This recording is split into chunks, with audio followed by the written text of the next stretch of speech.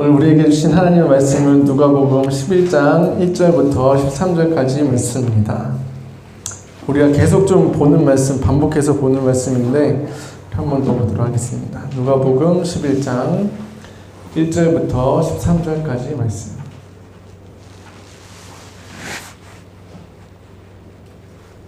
누가복음 11장 1절부터 13절까지 말씀입니다. 저 여러분이 한 절씩 나눠서 교독하도록 하겠습니다.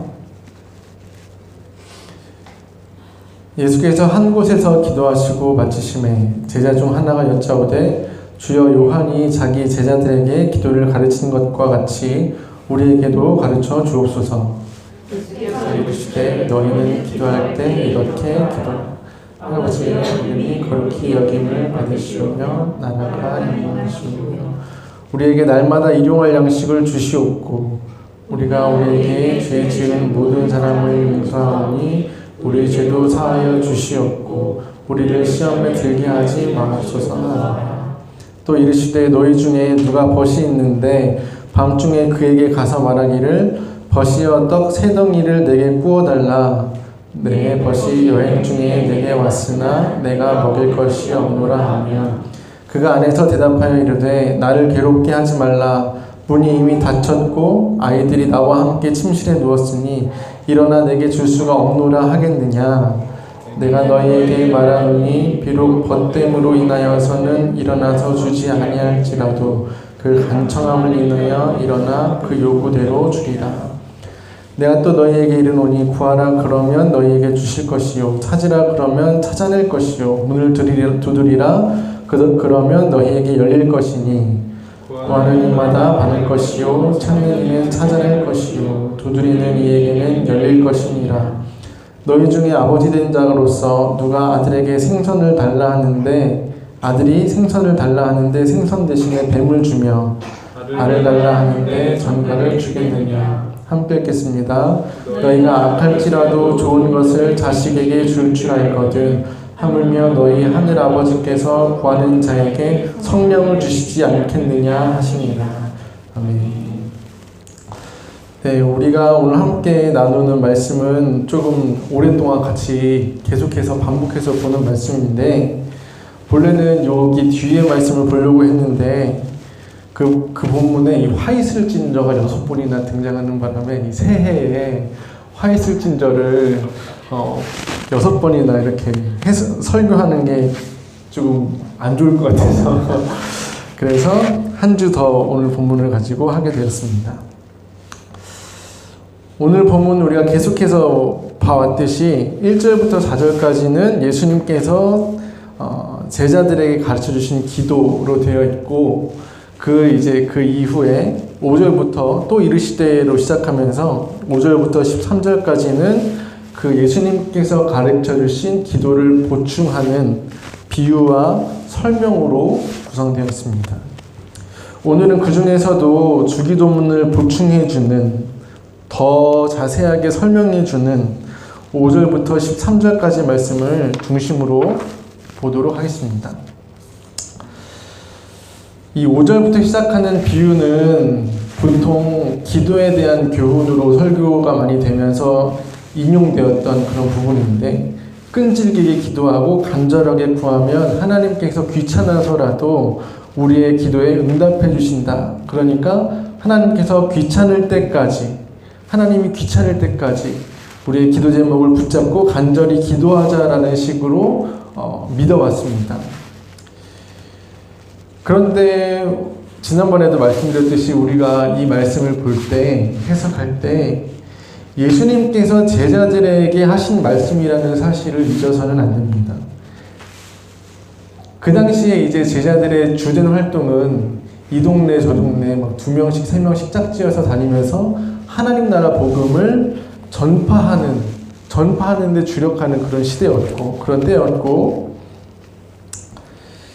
그렇게 제자들이 하나님 나라 복음을 전파할 때 어떤 이들은 그 복음을 받아들이는 일도 있었지만 더 많은 경우에는 박대와 거절을 당하고 투치와 모욕을 당하는 일들이 있었다라고 우리가 이야기를 나눴었죠.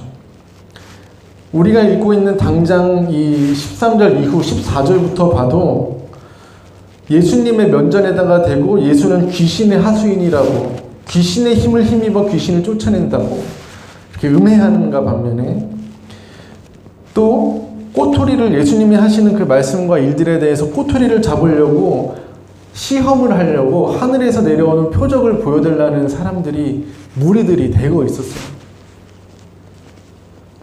그렇게 볼 때 하나님의 나라를 전하고 있지만, 진리를 전하고 영원한 생명을 전하고 있지만, 그들에게 나타나는 수많은 어려움과 수치와 고난과 희생들이 그들을 기다리고 있었고,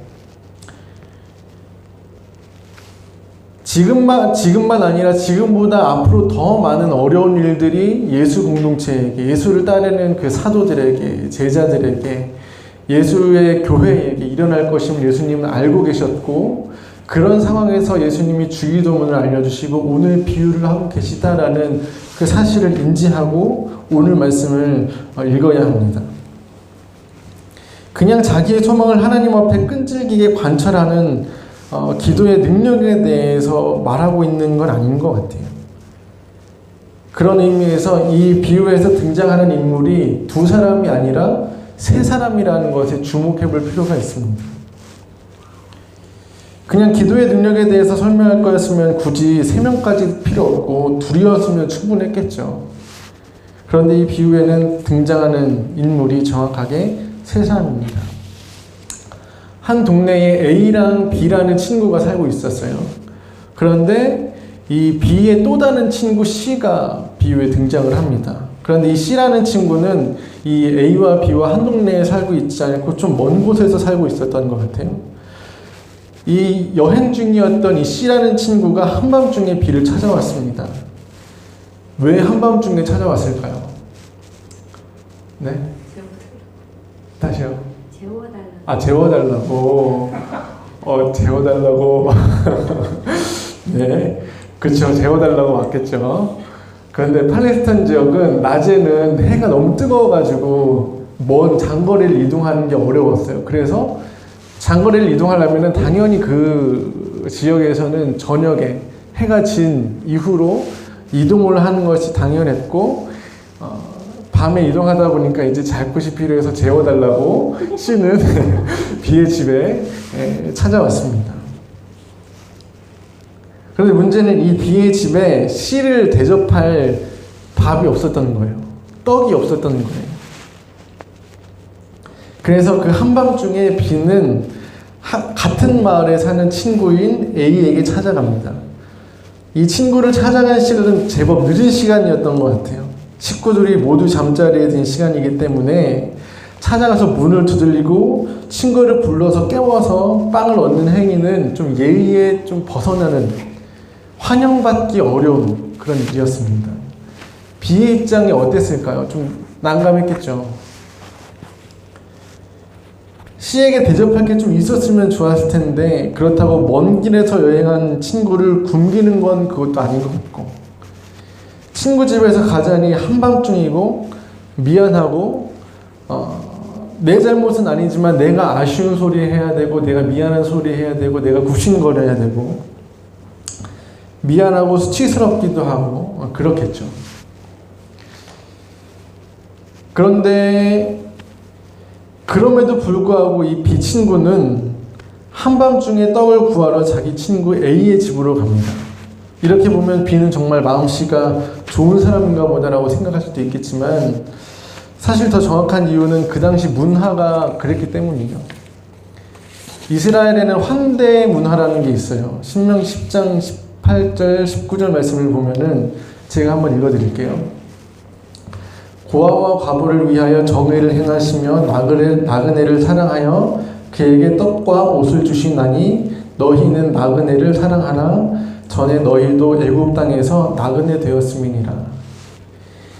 이스라엘에는 나그네를 환대해야 하는, 정성껏 환대해야 하는 환대법이 있습니다. 그 환대법이 생겨난 이유는 이스라엘도 이방 땅이었던 애굽에서 이방인으로서, 나그네로서 종살이하면서 서러운 시절을 보냈던 경험이 있었기 때문이죠. 그들이 그 애굽에서 압제와 억압과 배고픔과 추위 속에서 서러운 날을 보내고 있을 때 하나님께서 그들을 애굽으로부터 구원하시고 자유와 해방을 주셨죠.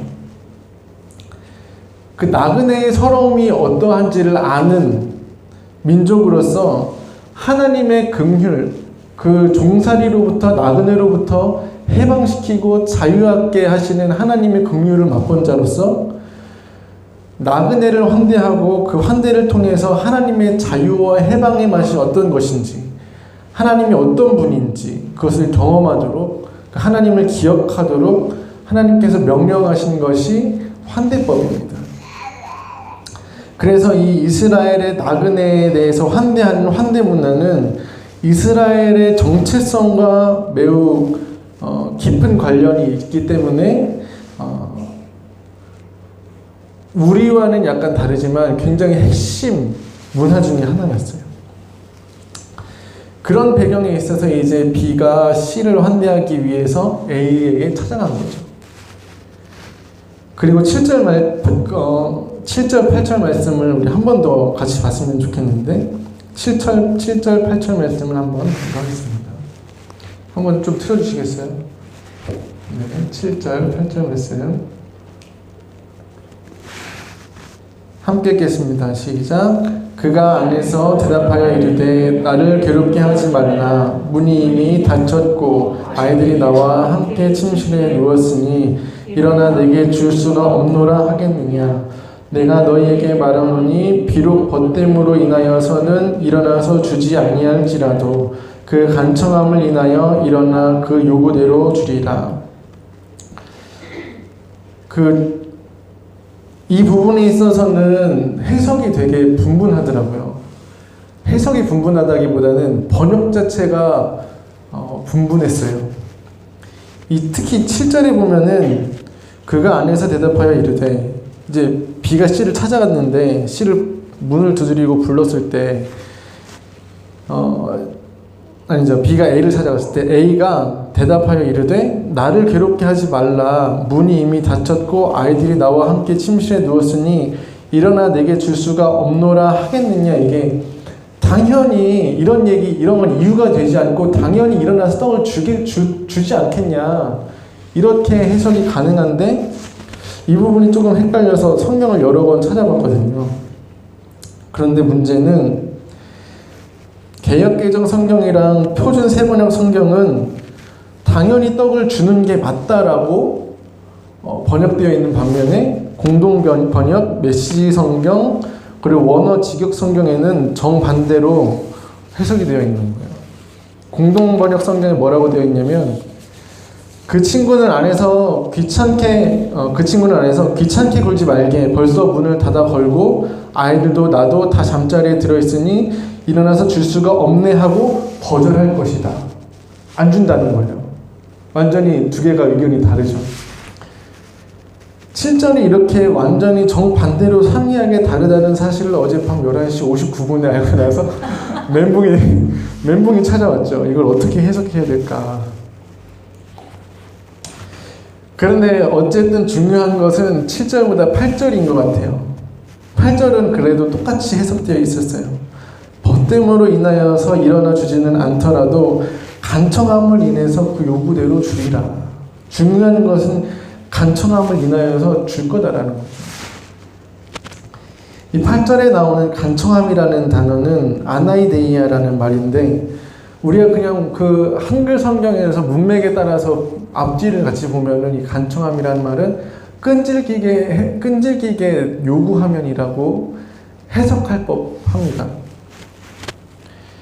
그런데 이 간청함이라는 단어는 끈질기게라고 해석하기보다는 체면불구하고 수치심을 감내하고 간구한다라는 의미를 가지고 있습니다.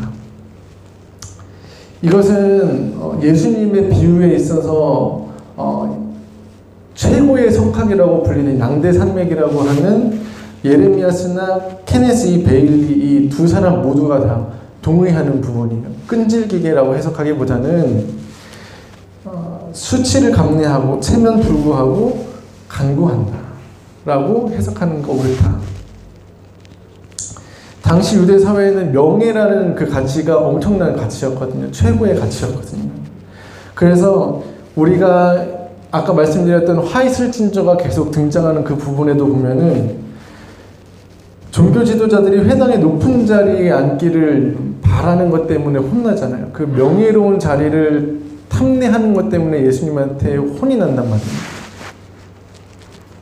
그런데 그 당시의 문화는 그게 자연스러운 거였어요. 명예가 높은 것, 명예를 지키는 것이 그 사회의 최고의 가치였는데 이 B라는 친구가 자기의 어떤 명예를 내려놓고 자기 체면을 내려놓고 수치심을 감내하면서까지 그 저녁에 찾아와서 떡을 3덩이 달라고 간구하고 있는 그 간청을 보고 요구대로 떡을 기꺼이 준다라는 이야기입니다. 그 옛날이나 지금이나 동서복음을 다 막론하고 누구나 사람들은 수치를 당하기보다는 명예를 갈망하죠. 그러나 예수님은 저와 여러분을 구원하시기 위해 스스로 수치를 당하는 장소로 향하셨습니다. 그리고 수치를 당함으로써 만민에게 가장 귀한 명예인 하나님의 자녀가 되는 명예를 부여해 주셨습니다. 우리는 그 예수님이 수치의 자리로 가신 그 은혜를 인해서 예수님께, 그래서 그 은혜로 인하여서 우리가 구원받고 하나님의 자녀가 되는 명예를 얻음으로 말미암아 예수께 감사와 찬양을 드리고 그분을 영화롭게 하고 그분을 사랑하는 거예요. 빌립보서 2장 5절에서 11절 말씀을 우리 한번 같이 찾아보겠습니다. 빌립보서 2장 5절부터 11절까지 말씀.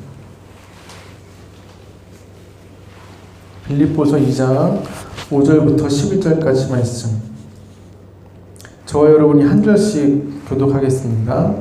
너희 안에 이 마음을 품으라. 곧 그리스도 예수의 마음이니 그는 근본 하나님의 본체시나 하나님과 동등됨을 취할 것으로 여기지 아니하시고 오히려 자기를 비워 종의 형체를 가지사 사람들과 같이 되셨고 사람의 모양으로 나타나사 자기를 낮추시고 죽기까지 복종하셨으니 곧 십자가에 죽으십니다. 이러므로 하나님이 그를 지극히 높여 모든 이름 위에 뛰어난 이름을 주사 하늘에 있는 자들과 땅에 있는 자들과 땅 아래에 있는 자들도 모든 무릎을 예수의 이름에 꿇게 하시고, 함께 읽겠습니다. 모든 입으로 예수 그리스도를 주라 시인하여 하나님 아버지께 영광을 돌리게 하셨느니라. 아멘. 우리가 지금 보고 있는 이 비유 속에서 우리를 향한 예수 그리스도의 마음, 그분의 구원이 어떤 구원인지, 우리가 어떻게 구원을 받았는지, 우리를 향한 하나님의 사랑이 담겨져 있고, 또한 그 예수님의 은혜를 받은 자로서 그 예수님이 수치의 자리로 가셔서 우리에게 주신 그 은혜를 받은 자로서 우리에게 찾아온 이웃에게 그와 같이 환대하면서 때로는 수치의 자리로 나아가면서까지 그를 환대하면서 생명의 떡을 나누는 자로 살아갈 것을 요청하고 계신 거예요.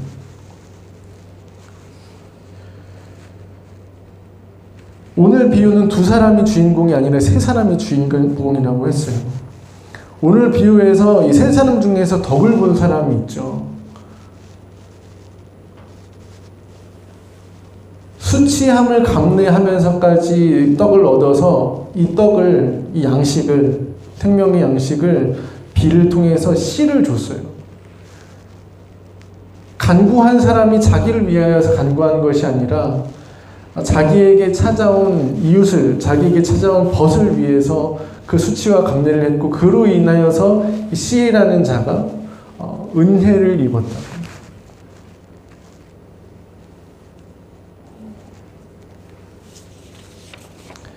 우리는 씨의 자리에 있었기도 해요. 우리가 씨의 자리에서 예수님으로부터 은혜를 받았지만, 또한 예수님은 은혜 받은 자로서 비의 자리에 서기를 요청하시는 거예요. 설령 우리가 수치를 당하는 자리로 나아가야 할지라도 우리를 위한 예수의 수치가 우리에게 생명의 떡을 선물로 주신 것처럼 그 수치를 감내하고 하나님께 은혜를 간구하면 하나님께서 구원의 은혜를 당연하게 베풀어 주시지 않겠느냐라는 거예요. 그 우리의 수치를 감내하고 간청하는 그 간구로 말미암아 하나님께서 생명의 떡을 허락하시지 않겠느냐. 여러분, 지난 성찬절에 김 목사님께서 하신 말씀이 혹시 기억나시나요? 그 오연빵집 사장님께서 굉장히 은혜 받았다고 한, 네, 세상에 공짜는 없다. 굉장히 냉혹하고 은혜로운 말씀이었는데, 여러분, 세상이 여러분을 위해서 수치를 뒤집었을, 여러분의 수치를 대신 뒤집어 써줄 사람이 있습니까? 혹은 그런 경험이 있으신가요? 내가 잘못한 그 잘못 때문에 대신 수치를 뒤집어 쓰고 내가 용서를 받거나 내가 어떤 덕을 본 경험들이 있으실 거예요. 저도 있거든요. 부끄러운 이야기지만 저 했었는지 안 했는지 모르겠지만 제가 중학교 2학년 때 친구 뺨을 너무 세게 때려가지고 고막에 완전 구멍이 이렇게 나서 저희 엄마가 교무실에 불려간 적이 있었어요. 잘못은 내가 했는데 제가 뒤집어 써야 할 어떤 수치를 엄마가 뒤집어 쓰고 엄마가 죄인이 돼서 용서를 구하고 엄마가 매일 하교한 후에 그 친구를 데리고 병원에 가가지고 치료하고 다 나을 때까지 그랬던 기억이 있습니다. 그런데 그런 기억이 한 번이 아니라 몇 번 또 있어요. 되게 못됐죠. 어떤 부모는 저를 학교를 못 다니게 하겠다고 막 그래가지고 엄마가 사정을 해가지고 그 엄마의 사정으로 말미암아 그 은혜를 말미암아 구원을 얻어서 학교를 무사히 다니고 졸업할 수 있게 된 과거의 이력이 제가 있습니다. 되게 못됐었죠. 그런데 그 수치를 뒤집어 써주신 엄마가 있었기 때문에 그래도 조금 나아져서 이렇게 제가 살고 있는 겁니다. 그리고 그때 나 대신에 수치를 뒤집어 써준 엄마가 있었기 때문에 오늘 이 비유 말씀을 통해서 하나님이 나에게 어떤 분인지, 나에게 어떤 은혜를 베풀어 주셨는지, 수치를 대신해서 뒤집어 쓴다는 것이 어떤 것인지, 그래서 받는 은혜가 뭔지를 제 경험적으로, 체험적으로, 인격적으로 알게 됐어요. 그래서 저는 예수님이 엄마처럼 느껴질 때가 많아요. 엄마, 아빠를 통해서 하나님을 알고 경험할 때가 많아요. 수치를 뒤집어 써줄 사람이 없으면, 수치를 뒤집어 써줄 이가 없으면요, 은혜도 없어요. 우리는 예수님으로 인해서 생명의 떡을 먹게 되었어요. 그리고 또 예수님처럼 저와 여러분 때문에 수치를 뒤집어 써준 누군가로 인해 생명의 떡을 얻었어요. 그렇다면 그 은혜를 맛본 성도에게 남겨진 것은 뭘까요? 어두운 밤중에 우리를 찾아온 친구를 위해서 우리도 그와 같이 기꺼이 수치를 감내하는 것. 먼저 환대를 받은 자로서 우리를 찾아온 밤중의 나그네에게 우리가 환대받은 그 환대대로 환대해 주는 것. 때로는 그 환대 때문에, 그 환대를 위해서 내 체면을 내려놓고 수치를 감내해야 될 때가 있을지라도 그럼에도 불구하고 수치를 무릅쓰고 은혜를 간구하고 성령을 간구하면 하나님께서 생명의 떡을, 성령을 너희가 요구한 대로 주시지 않겠느냐라는 말씀입니다. 오늘 비유를 통해서 예수님은 하나님의 나라 복음을 전하면서 수치를 당하는, 앞으로 더 많은 수치와 더 많은 고난을 당할 제자들과 그 이후의 성도들에게 복음을 위하여 당하는 수치가 결국 헛된 것이 아니다. 그 수치와 고난을 통해서 생명의 빵이 요구대로 베풀어질 것이다라는 약속을, 그리고 확신을 주시는 거예요. 그리고 그 자리에 저와 여러분을 초대하고 계신 거예요. 내가 또 너희에게 이르노니 구하라 그러면 너희에게 주실 것이요 찾으라 그러면 찾아낼 것이요 문을 두드리라 그러면 너희에게 열릴 것이니 구하는 이마다 받을 것이요 찾는 이는 찾아낼 것이요 두드리는 이에게 열릴 것이니라. 너희 중에 아버지 된 자로서 누가 아들이 생선을 달라고 하는데 생선 대신에 뱀을 주며 알을 달라 하는데 전갈을 주겠느냐. 너희가 악할지라도 좋은 것을 자식에게 줄 줄 알거든 하물며 너희 하늘 아버지께서 구하는 자에게 성령을 주시지 않겠느냐.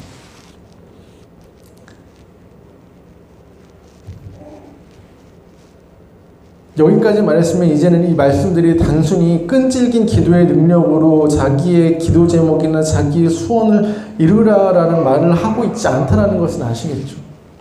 너희가 악할지라도 좋은 것을 자식에게 줄 줄 알거든 하물며 너희 하늘아버지께서 구하는 자에게 성령을 주시지 않겠느냐. 성령을 주시지 않겠느냐. 성령을 다른 말로 정확히 얘기하면 뭐라고 했었는지 기억나시나요? 예수의 영이라고 했었죠. 예수의 영. 예수를 알게 하고 예수를 깨닫게 하고 예수께로 인도해서 예수를 믿게 하고 예수를 사랑하게 하는 영. 예수로 말미암아 우리의 삶에 있는 문제들을 해석하고 예수로 말미암아 우리의 삶에 있는 어려운 난관과 문제들을 이겨내고 예수로 말미암아 다른 누군가를 위해서 수치감리한 일을 해나가고 예수의 영, 성령만큼 우리에게 주실 수 있는 최고의 선물은 이 세상에 없습니다. 그래서 우리에게 다른 무엇보다 성령을 간구하라라고 요구하시는 거예요. 그렇게 누군가를 위해서 성령을 간구할 때 수치와 용기를 가지고 성령을 간구할 때, 생명의 떡을 간구할 때 그 생명의 떡이신 예수 그리스도의 영을 구하는 자를 통해서 그의 이웃에게, 그의 벗에게 아주 기꺼이 주시겠다라고 약속을 하고 계신 겁니다. 지난주에 오랜만에 학부 동기를 만났는데 그 친구의 교회 고등부 학생이 갑자기 교회를 안 나오겠다고 선언을 했다는 거예요. 자기가 왜 교회에 나가야 되는지 모르겠대요. 교회에서 그다지 배우는 것도 없는 것 같고 교회에서 하는 활동이 그다지 세상에, 그러니까 밖에 나가서 하는 활동들이 더 재밌는 게 많고 그 시간이 지루하고 재미없어서 왜 나가야 되는지 그 의미와 이유를 모르겠어서 안 나가고 싶다고 이야기를 했다라는 거예요. 예배를 왜 드리는지 어떤 감동도 없고 의미도 없는 그 시간을 자기는 보내기 싫다라는 거예요. 여러분은 교회에 왜 나오고 계시나요? 여러분은 교회에 무엇 때문에 오고 계신가요? 저는 답은 하나라고 생각합니다. 우리가 교회에 모여서 이렇게 함께 둘러앉아서 예배하고 찬양하고 함께 교제하는 이유는요, 예수를 사랑하기 때문이에요. 우리에게 베풀어 주신 그 은혜가 크기 때문이에요. 우리가 뭘 받고자 해서가 아니에요. 우리가 구원을 받으려고 예배를 드리는 게 아니에요. 우리가 지옥에 가고 싶지 않아가지고 여기에 나와서 이러고 있는 게 아니죠.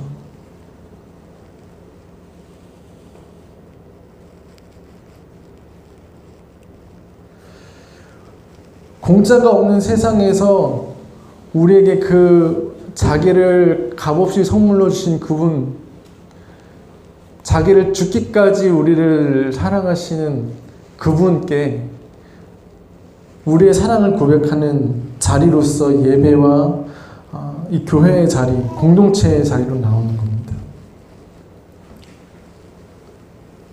공짜 없는 세상 속에서 예수님은 엄마로 저는 느껴져요.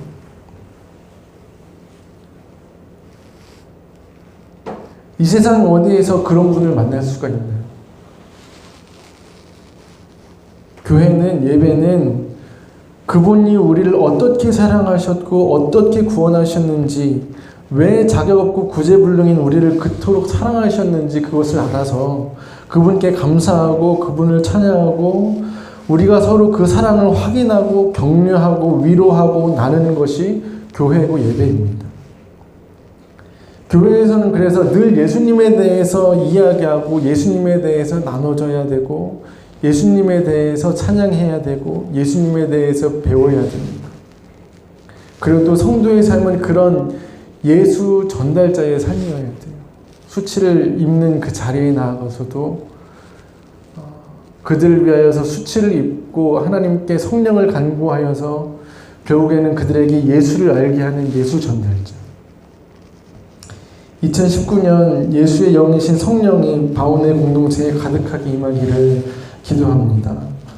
오직 예수를 알게 하고 예수를 깨닫게 하고 예수를 믿게 하고 그래서 결국 예수를 사랑하게 하는 예수의 영, 그 성령이 바온에 가득하시기를, 그리고 저와 여러분의 삶을 통하여 그 생명의 떡이 풍성하게 나눠지는 2019년 한 해 우리 바온의 교회와 그리고 여러분들의 삶이 되기를 주님의 이름으로 축복합니다. 우리 한번 다 같이 찬양하고 기도했으면 좋겠습니다. 우리 예수 안에라는 찬양 같이 가사를 생각하고 기도하는 마음으로 찬양했으면 좋겠습니다.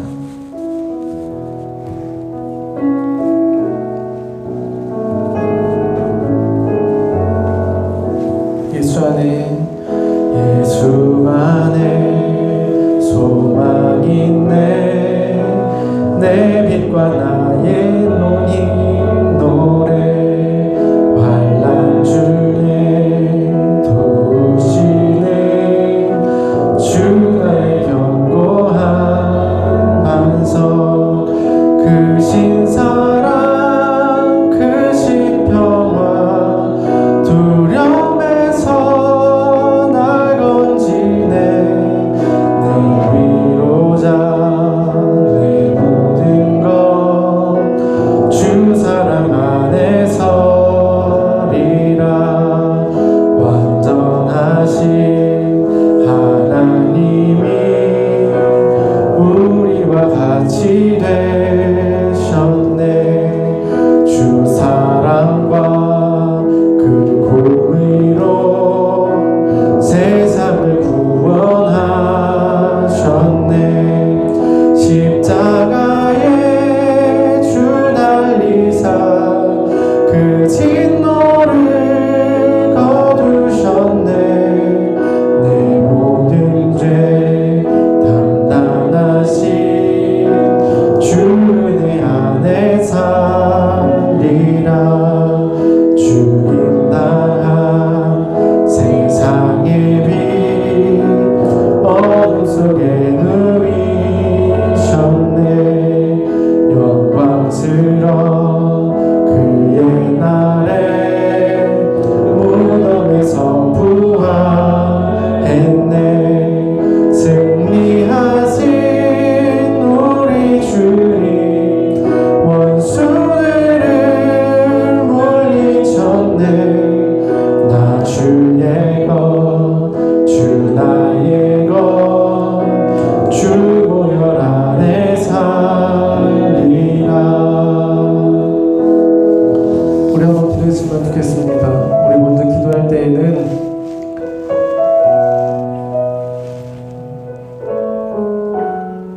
자격 없고 구제불능인 우리를 위하여서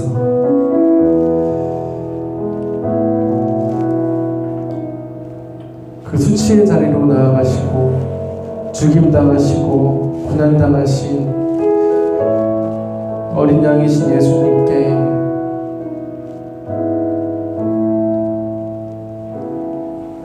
우리의 죄송한 마음과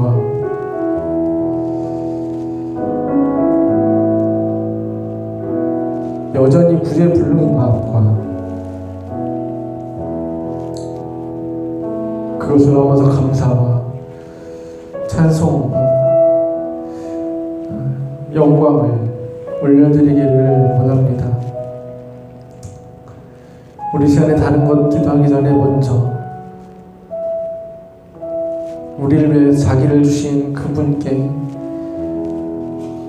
우리의 마음을 고백하고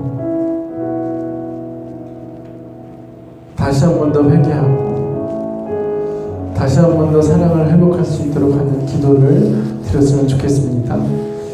다시 기도하시겠습니다. 하나님 감사합니다. 하나님 시간 주님을 찬양합니다. 우리에게 하신 크고 놀라운 일들을 찬양합니다.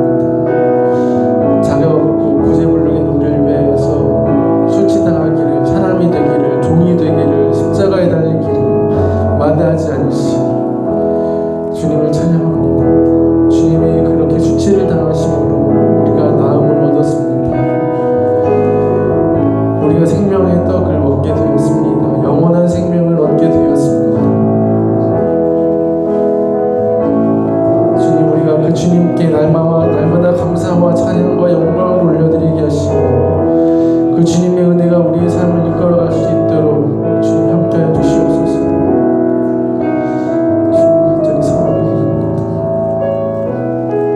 우리 한 번 더 기도할 때에는 너희 안에 이 마음을 품으라 곧 그리스도 예수의 마음이니 라고 하신 그 말씀처럼 주님, 우리 안에 그리스도의 마음이 있기를 원합니다. 자격 없고 구제불능이고 연약하고 아무것도 아닌 우리의 삶이 주님 앞에 영광이 되고 우리를 통하여서 작은 우리의 수치를 통하여서 이 세상에 하나님의 생명의 떡이 베풀어질 수 있다면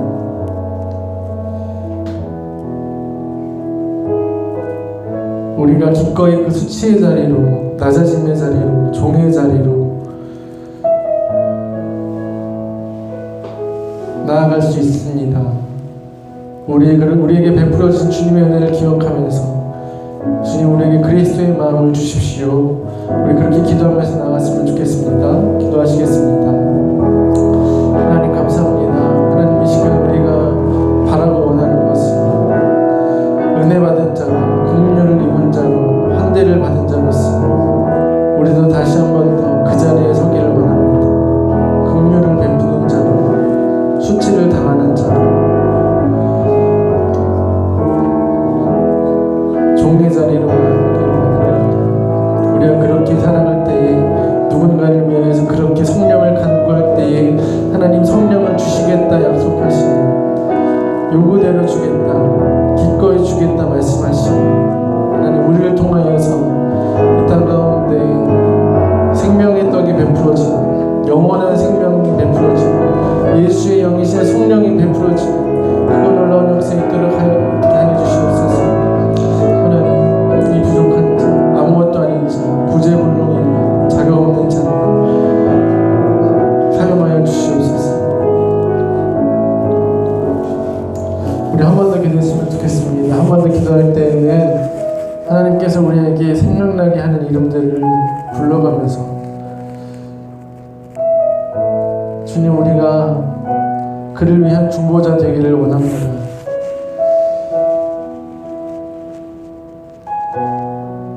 우리가 설령 그 수치의 자리에 가게 되더라도 하나님의 성령을 간구하며 하나님의 은혜를 간구하며 하나님께서 베풀어진 생명의 떡을 간구하며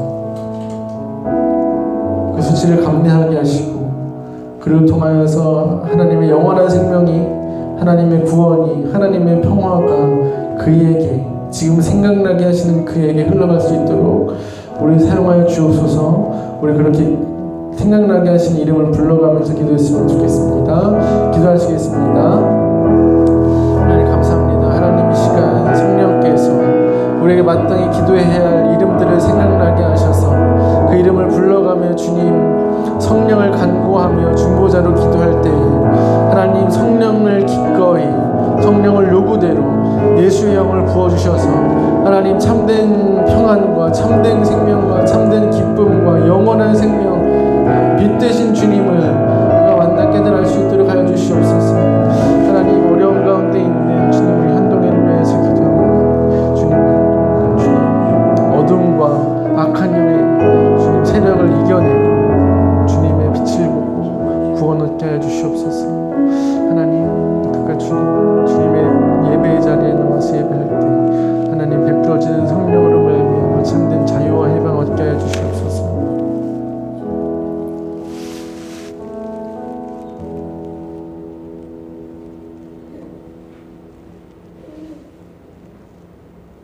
주님, 우리를 위해서 수치의 자리로 나아가셨던 주님을 기억합니다. 그런 말미암아 우리에게 베풀어 주신 영원한 생명에 하나님의 사랑과 자비에 감사와 찬송을 드립니다. 예수님께서 베풀어 주신 그 사랑이 우리의 삶을 날마다 안위하고 보호하고 인도하게 하시고 우리를 모든 악과 어둠과 불안과 두려움으로부터 해방하게 하시고 예수를 따라 살아가는 그 삶에 함께 하시는 주님을 경험할 수 있도록 주님 역사하여 주시옵소서. 주님께서 생각나게 하는 그 사람들에게 우리가 이 2019년에는 중보자의 자리에서 살아가기를 원합니다. 그를 위하여서 마땅히 당하는 수치를 거절하지 않고 감내하게 하시고 그 수치를 감내하면서까지 성령을 구하는 우리의 기도를 들으시고 성령을 부어주셔서 생명의 떡 계신 예수님을 만나고 그로 인해 참된 자유와 해방과 영생을 얻을 수 있는 놀라운 은혜를 우리를 통하여서 허락하여 주시옵소서. 우리 바오네가 그 역할을 잘 감당하게 하시고 각 성도의 삶들이 그 역할을 잘 감당하게 하셔서 2019년의 마지막에 우리에게 하신 그 놀라운 일들을 기억하며 주님을 더 기쁘게 찬양할 수 있도록 주님 함께하여 주시옵소서. 감사드리며 예수님의 이름으로 기도드립니다. 아멘. 네, 우리 축도하기 전에 제가 공지드린 대로 반주를 좀 해주시고요.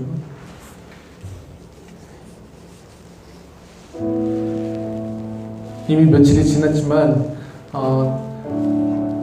작년 한 해 우리에게 베풀어 주신 하나님의 은혜를 고백함으로써 감사로 주님을 영화롭게 하고 또한 믿음으로 2019년에 우리에게 베풀어 주신 은혜를 고백하는 그런 시간을 가지려고 합니다. 중요한 분들이 안 오셔가지고 하자고 했던 분들이 안 오셔가지고 좀 아쉽기는 하지만 우리 김홍주 목사님 먼저 나오셔서 이야기해 주시고 그 다음부터는 이제 목사님이 듣고 싶은 사람 한 사람 이렇게 다음 타자 이렇게 연결해가면서 나눴으면 좋겠습니다.